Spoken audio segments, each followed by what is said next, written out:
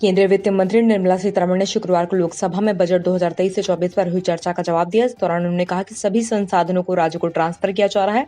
यानी टैक्स से केंद्रीय हिस्सा और केंद्र प्रायोजित योजनाओं के तहत रिलीज कुल मिलाकर 17.98 लाख करोड़ होने का अनुमान है। यह पिछले साल की तुलना में 1.55 लाख करोड़ ज्यादा है। तेलंगाना सरकार फरवरी के अंत में पोडू भूमि के लिए पट्टों के वितरण की प्रक्रिया शुरू करेगी। मुख्यमंत्री के चंद्रशेखर राव ने शुक्रवार को यह जानकारी दी है। उन्होंने कहा है कि पट्टों को पाने के लिए कुछ शर्तों का भी पालन करना होगा। ग्राम स्तर पर संबंधित सरपंचों, मंडल परिषद, प्रादेशिक निर्वाचन क्षेत्र के सदस्यों, आदिवासियों के प्रतिनिधियों और सर्वदलीय राजनीतिक नेताओं द्वारा एक लिखित वचन देने के बाद ही पात्र लाभार्थियों को पट्टे सौंपे जाएंगे।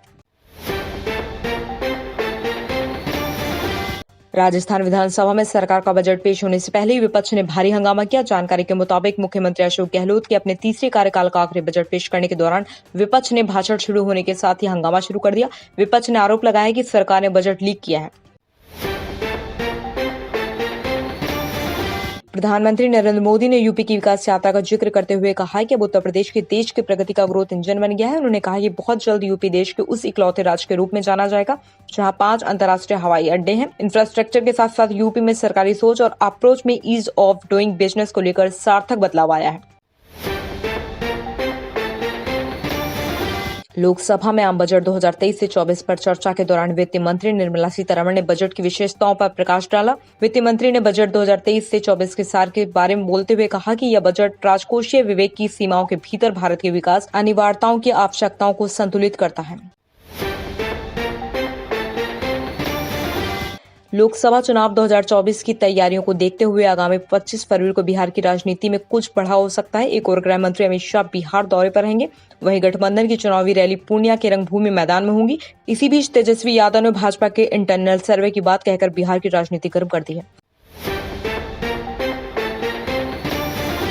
राघोगढ़ में एक बार फिर बीजेपी हार गई है। इस बार चुनाव नगर पालिका अध्यक्ष और उपाध्यक्ष पद का था। दोनों पर कांग्रेस प्रत्याशी जीत गए हैं। राघोगढ़ यानी पूर्व सीएम और कांग्रेस नेता दिग्विजय सिंह का इलाका है। वो इलाका जहां से 2003 के विधानसभा चुनाव में खुद शिवराज सिंह चौहान दिग्विजय सिंह से हार गए थे।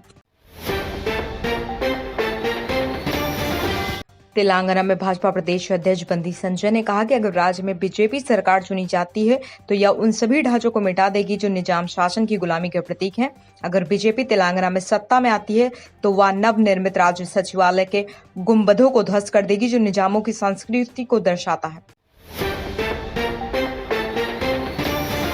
होमगार्ड के डीजी पर बिहार के तेज तर्रार अधिकारी कहे जाने वाले विकास वैभव ने संगीन आरोप लगाया है। विकास वैभव ने ट्वीट कर अपने सीनियर डीजी होमगार्ड मैडम पर गाली गलौज करने का आरोप लगाया है। आईजी विकास वैभव ने अपना दर्द सोशल मीडिया पर साझा किया है। उन्होंने ट्वीट करते हुए कहा कि डीजी होमगार्ड गालियां देती है।